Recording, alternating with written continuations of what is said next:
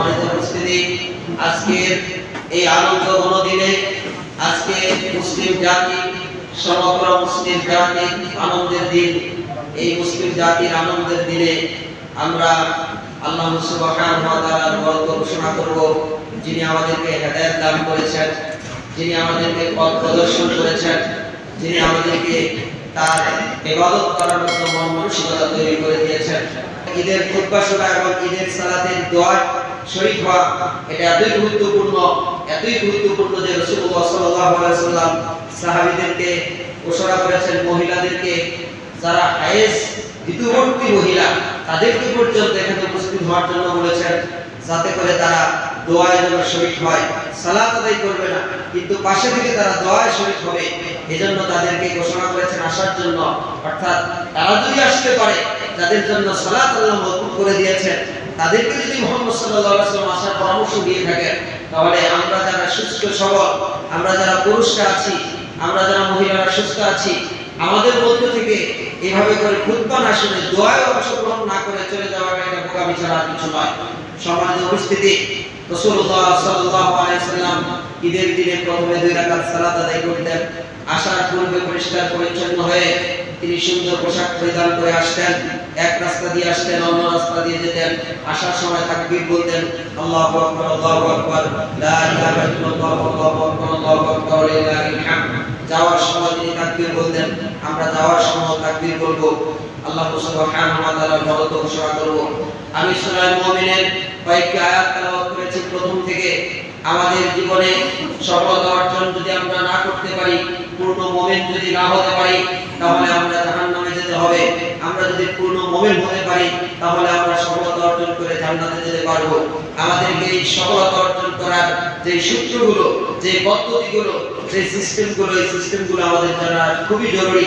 আমরা এই কোরবান করছি আল্লাহর জন্য, আমরা সালাত করছি আল্লাহর জন্য, আমরা বেঁচে থাকবো আল্লাহর জন্য, আমরা মরে যাব সেই সময় আল্লাহর ডাকে সাড়া দিয়ে যাব, যাতে করে আল্লাহর ইসলামের উপর, দ্বীনের উপরে যেন আল্লাহর ডাকে সাড়া দিতে পারি। সেইভাবে করে আমরা আমাদের জীবন পরিচালনা করার চেষ্টা করব। আল্লাহ সুবহানাহু ওয়া তাআলা সূরা মুমিনের মধ্যে ঘোষণা করে বলেন, ক্বাদ আফলাহাল মুমিনুন, অবশ্যই মুমিনগণ সফলকাম হয়েছে, মুমিনগণ সফলতা অর্জন করেছে।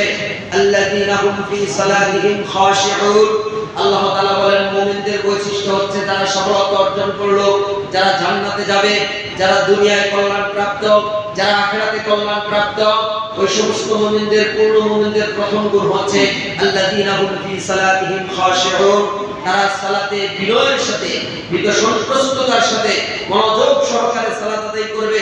রাসূলুল্লাহ সাল্লাল্লাহু আলাইহি ওয়াসাল্লাম বলেছেন, আল্লাহ রাসূল বলেন যে বান্দা যখন সালাতে দাঁড়ায়, যখন তার মনোযোগটা আল্লাহর প্রতি থাকে, মনোনিবেশটা এমন ভাবে আল্লাহ ভীতি অনুযায়ী সালাতে দাঁড়ায়, তখন আল্লাহ সুবহানাহু ওয়া তাআলা তার পক্ষ থেকে ওই বান্দার প্রতি দৃষ্টি দিতে থাকেন।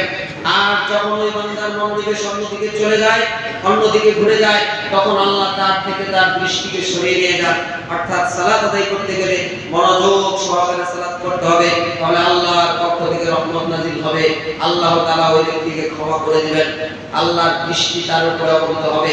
সম্মানিত উপস্থিতি, সালাত এমন ভাবে পড়া যাবে না যে সালাতের মাধ্যমে আমি ধ্বংসপ্রাপ্ত হয়ে জাহান্নামে যাব, এমন ভাবে পড়া যাবে না।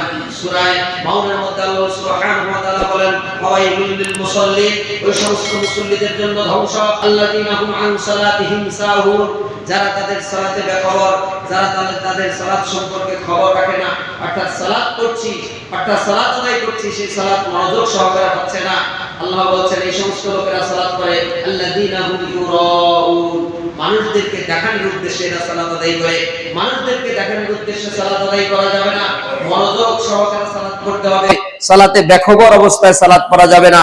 পূর্ণ মুমিনের প্রথম গুণ হচ্ছে আল্লাহ তাআলার প্রতি সালাতে যখন দাঁড়াবে, মনোযোগ সহকারে সালাতে দাঁড়াবে, ভীত সন্ত্রস্ততার সাথে সালাতে দাঁড়াবে, মনোযোগ দিয়ে সালাত আদায় করতে হবে, তাহলে আমরা সফলতা অর্জন করতে পারবো।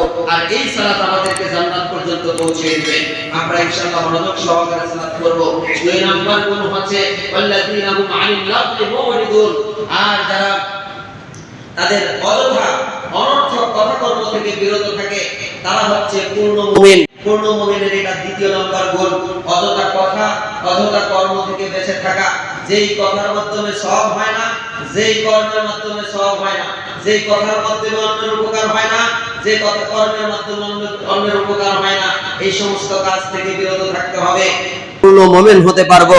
আমরা এমন কোন কাজ করব না আজকে ঈদের দিনে, আনন্দের দিনে, আজকে সর্বোচ্চ একজন মুমিনের জন্য সবচেয়ে শ্রেষ্ঠ দিন, সবচেয়ে আনন্দের দিন, এই দিনে আমরা অযথা কোনো কর্ম করব না, অযথা কোনো কথা বলবো না, অযথা কোনো কাজ করব না।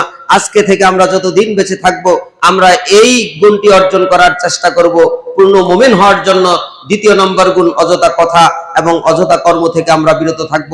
সম্মানিত উপস্থিতি, তৃতীয় নম্বর পূর্ণ মুমিনের গুণ হচ্ছে ওয়াল্লাযীনা হুম লিয-যাকাতি ফাঈলুন, যারা তাদের যাকাতে সক্রিয়, যাকাত দানে যারা সক্রিয় থাকে, তারা তৃতীয় নম্বর গুণ অর্জন করলো, পূর্ণ মুমিনের সফলতা অর্জন করলো।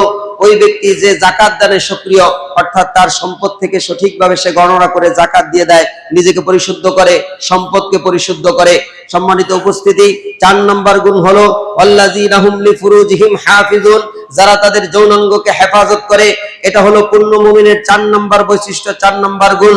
ওয়াল্লাযীনা হুম লিফুরুজিহিম হাফিজুন ইল্লা আলা আজওয়াজিহিম আও মা মালাকাত আইমানুহুম ফাইন্নাহুম গায়রু মালুমিন, তবে সে তার স্ত্রীর ক্ষেত্রে সেটা ভিন্ন, অর্থাৎ স্ত্রীর ক্ষেত্রে তার জন্য বৈধ, তার দাস দাসীর ক্ষেত্রে বৈধ।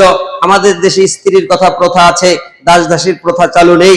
এজন্য স্ত্রীর ক্ষেত্রে আল্লাহ সুবহানাহু ওয়া তাআলা বলেন এখানে তাদের জন্য দোষণীয় কিছু নয়। কিন্তু ফামানিবতাগা যালিকা ফাউলাইকা হুমুল আদুন, যারা এছাড়া অন্য কোনো বিষয় কামনা করবে, মনে আকাঙ্ক্ষা জাগ্রত করবে, আশা করবে, ওই সমস্ত লোকেরা সীমালঙ্ঘনকারী, তারা সীমালঙ্ঘনকারী হিসেবে আল্লাহর দরবারে উপস্থিত হবে। ফামানিবতাগা যালিকা ফাউলাইকা হুমুল আদুন। এর মধ্যে অনেক ব্যাখ্যা রয়েছে, আমি সংক্ষিপ্ত আকারে এই বৈশিষ্ট্যগুলো বর্ণনা করছি। 4 নম্বর বৈশিষ্ট্য, 5 নম্বর বৈশিষ্ট্য হলো ওয়াল্লাযীনা হুম লিআমানাতিহিম ওয়া আহদিহিম রাউন, যারা তাদের আমানত রক্ষা করে, যারা তাদের আমানত রক্ষা করে তারা পূর্ণ মুমিন। অর্থাৎ পূর্ণ মুমিনের 5 নম্বর বৈশিষ্ট্য হলো আমানত রক্ষা করা। ওয়া আহদিহিম রাউন, আর যারা তাদের ওয়াদা রক্ষা করে ওই সমস্ত লোক, এটা হলো 6 নম্বর বৈশিষ্ট্য, 6 নম্বর গুণ। এটা আল্লাহর সাথে সম্পৃক্ত হতে পারে, এটা বান্দার সাথে সম্পৃক্ত হতে পারে। আল্লাহ তাআলা আমাদেরকে আমানত দিয়েছেন, আমার আপনার জানা আছে কিনা জানি না। আল্লাহ তাআলা আমাদেরকে সর্বশ্রেষ্ঠ একটি আমানত দিয়েছেন, সেই আমানতের নাম হচ্ছে মহাগ্রন্থ আল কোরআন। আল্লাহ সুবহানাহু ওয়া তাআলা সূরা আহজাবের 72 নং আয়াতের মধ্যে ঘোষণা করে বলেছেন, ইন্না আরাদনাল আমানাতা আলাস সামাওয়াতি ওয়াল আরদি ওয়াল জিবালি ফাবাইনা ইয়াহমিলনাহা ওয়া আশফাকনা মিনহা ওয়া হামালাহাল ইনসান। আল্লাহ সুবহানাহু ওয়া তাআলা বলেন, নিশ্চয়ই আমি আমানতকে বললাম ইন্না আরাদনাল আমানাতা আলাস সামাওয়াতি ওয়াল আরদ, আসমানকে বললাম ও আসমান তুমি এই আমানত গ্রহণ করতে পারবে। ওয়াল আরদ, জমিনকে বললাম জমিন তুমি কি আমানত গ্রহণ করতে পারবে। ওয়াল জিবাল, পাহাড়কে বলেছিলাম পাহাড় তুমি কি আমানত গ্রহণ করতে পারবে। ফাবাইনা ইয়াহমিলনাহা, সবাই নাকচ করে দিল, আমরা পারবো না। এর যে সম্মান, এর যে মর্যাদা, এর যে ইজ্জত, সেটা আমরা গ্রহণ করতে পারবো না। ফাবাইনা ইয়াহমিলনাহা ওয়া আশফাকনা মিনহা ওয়া হামালাহাল ইনসান, এরপরে মানুষ এটাকে গ্রহণ করে নিল, বহন করে নিল। ইন্নাহু কানা যালুমান জাহুলা, নিশ্চয়ই আল্লাহ বলছেন মানুষ হচ্ছে জালেম, মানুষ হচ্ছে জাহেল, মানুষ হচ্ছে মূর্খ। অর্থাৎ যারা এই কোরআন জানে আমল করে না তারা হচ্ছে জালেম, যারা এই কোরআন জানে না তারা হচ্ছে জাহেল। অর্থাৎ কোরআন জানতে হবে আর কোরআন মানতে হবে, এটাই হলো চূড়ান্ত ফয়সালা। এই আমানতের ব্যাপারে কিয়ামতের ময়দানে আল্লাহ তাআলা তার বান্দাদেরকে, প্রত্যেকটি মানুষকে কিয়ামতের ময়দানে এই আমানতের ব্যাপারে জিজ্ঞাসা করবে। এই আমানত সম্পর্কে তাদের কাছে তন্ন তন্ন করে হিসাব নেওয়া হবে। আল্লাহ সুবহানাহু ওয়া তাআলা সূরা তাকাসসুরের 6 নং আয়াতের মধ্যে বলেছেন, সুম্মা লা তুসআলুন্না ইয়াওমাইযিন আনিন নাঈম, প্রত্যেকটি নিয়ামত সম্পর্কে মানুষকে তন্ন তন্ন করে জিজ্ঞাসা করা হবে। সেইখানে এই নিয়ামতের কথাই বলা হবে। আল্লাহ যা তাদেরকে দিয়েছেন সকল নিয়ামতের মধ্যে অন্যতম শ্রেষ্ঠতম নিয়ামত হচ্ছে আল্লাহর পক্ষ থেকে বিধান দেওয়া। আল্লাহ যেই বিধান, যেই ফয়সালা জাতির জন্য, মানুষের জন্য, তার বান্দার জন্য দিয়েছেন। সম্মানিত উপস্থিতি, তাহলে কোরআন হচ্ছে একটি আমানত। এই কোরআন, এটা আল্লাহর সাথে সম্পৃক্ত বিষয়, আল্লাহ আমাদেরকে নাজিল করেছেন। আমরা যদি এই কোরআনকে অবজ্ঞা করি তাহলে আমাদের এই আমানত নষ্ট করার কারণে পূর্ণ মুমিন আমরা আর হতে পারবো না। এজন্য পূর্ণ মুমিন হতে হবে, আমাদেরকে কোরআনের প্রতি স্যাটিসফাইড করতে হবে, কোরআনকে সম্মান দিতে হবে, কোরআন শিখতে হবে, কোরআন জানতে হবে, কোরআন মানতে হবে। আর পূর্ণ মুমিন হতে গেলে ওয়াদা ঠিক রাখতে হবে, আমানত রক্ষা করতে হবে।